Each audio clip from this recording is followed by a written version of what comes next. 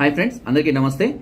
మనము పార్ట్ 2 ఎందుకు ఫెయిల్యూర్ అవుతూ ఉంటారు అని తెలుసుకోవడంలో పార్ట్ 2లో భాగంగా చాలా మంది కూడా అధికంగా హస్తప్రయోగానికి అలవాటు పడిపోవడం వల్ల దానివల్ల ఈ పురుషాంగం పైన ఉన్నటువంటి నరాలలో బ్లడ్ సర్క్యులేషన్స్ తగ్గిపోయి ఫీలింగ్స్ అనేవి క్రమక్రమంగా తగ్గిపోతూ ఉంటాయి.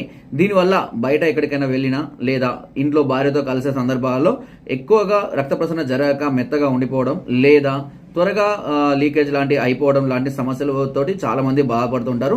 సో చాలా మంది ఆ ఏజ్లో 3 సార్లు 4 సార్లు కలిసే వాళ్ళం, బట్ ఇప్పుడు ఒకసారే కలుస్తున్నాము, అంతకన్నా ఎక్కువ మళ్ళీ స్తంభించడం లేదు, ఇలాంటి చాలా రకాల రీజన్స్ చెప్తుంటారు. ఇంకా దీనికి చాలా రీజన్స్ ఉన్నాయా, అవి నేను నెక్స్ట్ పార్ట్లో మళ్ళీ నేను క్లియర్గా ఎక్స్ప్లెయిన్ చేస్తాను. మీకు పార్ట్ 3 కావాలంటే కింద పార్ట్ 3 అని పెట్టండి. చాలా రకాలైనటువంటి ప్రాబ్లమ్స్ గురించి నేను ఈ షార్ట్స్లో ఎక్స్ప్లెయిన్ చేస్తుంటాను. నా వీడియో కనుక మీకు నచ్చినట్లయితే ఒక లైక్ చేయండి, షేర్ చేయండి. మరెన్నో ఇలాంటి అద్భుతమైన వీడియోస్ కోసం నా ఛానల్ని సబ్స్క్రైబ్ చేయడం మాత్రం మర్చిపోద్దు.